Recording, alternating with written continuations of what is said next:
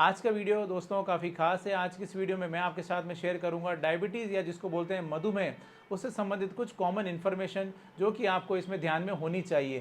खास तौर से यदि आपको फैमिली हिस्ट्री है, परिवार में अगर आपके डायबिटीज़ है तो आज के इस वीडियो में मैं बात करूंगा कि अगर आपको डायबिटीज़ है या आपके परिवार में डायबिटीज़ है तो आपको इसमें कौन कौन से सिम्टम्स है जो कि अगर आपके शरीर में आपको देखने को मिले तो आपको सावधान होने की ज़रूरत है। उसके साथ साथ ही हम बात करेंगे इसके रिस्क फैक्टर, इसके कारणों की। मैं जोधपुर से डॉक्टर कुलदीप जहांगीर एक बार फिर से आपका अपने यूट्यूब चैनल पर स्वागत करता हूं। दोस्तों, सबसे पहले तो हम बात करते हैं कि आखिर डायबिटीज़ जो है, मधुमेह जो है, होता क्या है। डायबिटीज़ यानी आपके जो ब्लड में शुगर लेवल यानी ग्लूकोज की मात्रा का बढ़ जाना, नॉर्मल से ज़्यादा हो जाना। अगर हम बात करें नॉर्मल ब्लड शुगर लेवल की, अगर फास्टिंग की बात करें तो यह होना चाहिए 70 से लेकर 100 मिलीग्राम पर डेसीलीटर के बीच में। और यदि हम बात करें पीपी यानी खाना खाने के 2 घंटे बाद में मैं बात करूं तो यह आपका 140 मिलीग्राम पर डेसीलीटर के नीचे रहना चाहिए। अगर इससे ज़्यादा है तो आप डायबिटीज़ की श्रेणी में या प्री डायबिटीज की श्रेणी में आते हैं। और अगर मैं बात करूं HbA1c यानी जो 3 महीने की एवरेज शुगर लेवल जो होती है वो कितनी होनी चाहिए, तो वो आपकी 5.7 से नीचे रहनी चाहिए। डायबिटीज़ या जो मधुमेह है वो 2 प्रकार की होती है। एक है टाइप 1 डायबिटीज़ यानी आपकी बॉडी के अंदर इंसुलिन जो होता है, जो कि ब्लड शुगर लेवल को कंट्रोल करता है, उसका प्रोडक्शन प्रॉपरली नहीं हो रहा है। उस वजह से आपका ब्लड शुगर लेवल जो है वो ज़्यादा हो जाता है और आपको डायबिटीज़ हो जाती है। दूसरा होता है टाइप 2 डायबिटीज़। इसमें क्या होता है कि आपकी बॉडी में इंसुलिन का प्रोडक्शन तो हो रहा है, लेकिन आपकी जो बॉडी की जो सेल्स होती है, जो बॉडी है आपको उस इंसुलिन को यूज़ नहीं कर पा रही है, उसकी वजह से आपका जो ब्लड शुगर लेवल है वो बढ़ जाता है और उस वजह से आपको डायबिटीज़ से आप ग्रसित हो जाते हैं। ये 2 तरह की कंडीशन है जो कि डायबिटीज़ में देखने को मिलती है। अब बात करते हैं कि किसको खतरा है। रिस्क फैक्टर की बात करें तो यदि आपकी फैमिली में आपके डायबिटीज़ है तो उस कंडीशन में आपको इसकी जो रिस्क होती है वो बढ़ जाती है। इसके अलावा अगर आप ओबेज हैं यानी आपका अगर वजन ज़्यादा है, मोटे हैं आप, तो उस कंडीशन में आपको डायबिटीज़ का खतरा बढ़ जाता है। इसके अलावा अगर आपका सेडेंटरी लाइफ स्टाइल है, फिजिकल एक्टिविटी जो है वो काफ़ी कम होती है। इसके अलावा आपका खान पान ऐसा है कि आप खाना ओवर ईटिंग होता है, आपको रात का खाना बहुत लेट लेते हैं और खा पी के आप सो जाते हैं। इसके अलावा आपको बहुत ज़्यादा अल्कोहल लेते हैं, बहुत ज़्यादा मीठा खाते हैं, आपकी एज जो है 45 प्लस हो रही है।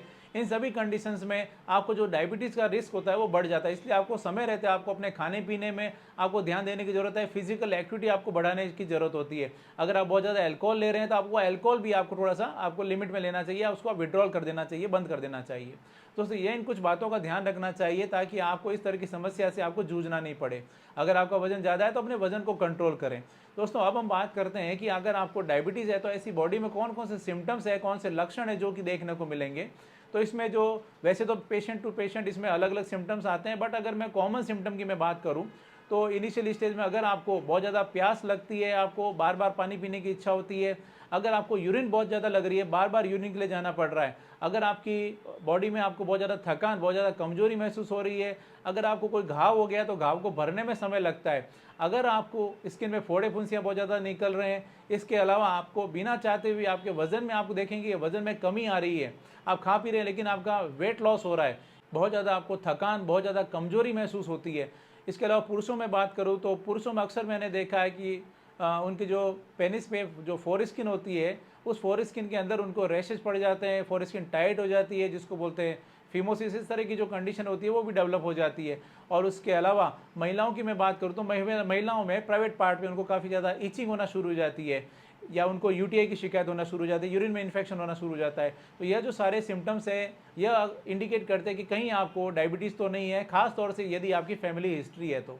इसके अलावा अगर आपको इसमें लापरवाही करें तो डायबिटीज़ आपके लिए और भी खतरनाक हो सकती है, या कई दूसरी बीमारियों के लिए इन्विटेशन हो सकता है। इसकी वजह से आपको हार्ट डिजीज़ हो सकती है, आपको इसके कारण आपके गुर्दों पे इसका असर आ सकता है, आपके गुर्दे डैमेज हो सकते हैं, आपकी आंखें खराब हो सकती हैं। आंखों के अंदर जो एक बहुत ही कॉमन प्रॉब्लम देखने को मिलती है जब आपका शुगर लेवल कंट्रोल नहीं होता है तो वो होती है रेटिनल हेमरेज। आपकी आंखों में खून आना, पर्दे पर खून आना शुरू हो जाता है और उसकी वजह से आपको विजन में आपको दिक्कत आना शुरू हो जाती है। इस तरह की कुछ दूसरी जो प्रॉब्लम्स है जो कि आपको देखने को मिल सकती है यदि आपका शुगर लेवल बहुत ज़्यादा रहता है, डायबिटीज़ कंट्रोल नहीं रहती है।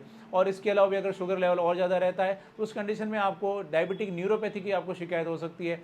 कई पेशेंट है जो कि बताते हैं कि उनके पैरों के अंदर उनको झंझनाहट महसूस होती है, सूनापन रहता है, पैरों के तलवे जो होते हैं वो उनके जलन होती है, हाथों में उनके हाथों की उंगलियों में उनको बहुत ज़्यादा टिंगलिंग, बहुत ज़्यादा झंझनाहट, नमनेस महसूस होती है। अक्सर देखा है कि जिन लोगों में शुगर लेवल कंट्रोल में नहीं रहता है, बहुत ज़्यादा रहता है, उनके पैर में कभी अगर चोट लग जाती है उसकी वजह से उनके पैरों में अल्सर डेवलप हो जाता है जिसको बोलते हैं डायबिटिक फूट अल्सर, और उसकी वजह से उनको पैर को कटवाने की भी नौबत आ जाती है अगर बहुत ज़्यादा शुगर लेवल रहता है, कंट्रोल में नहीं रहता है तो।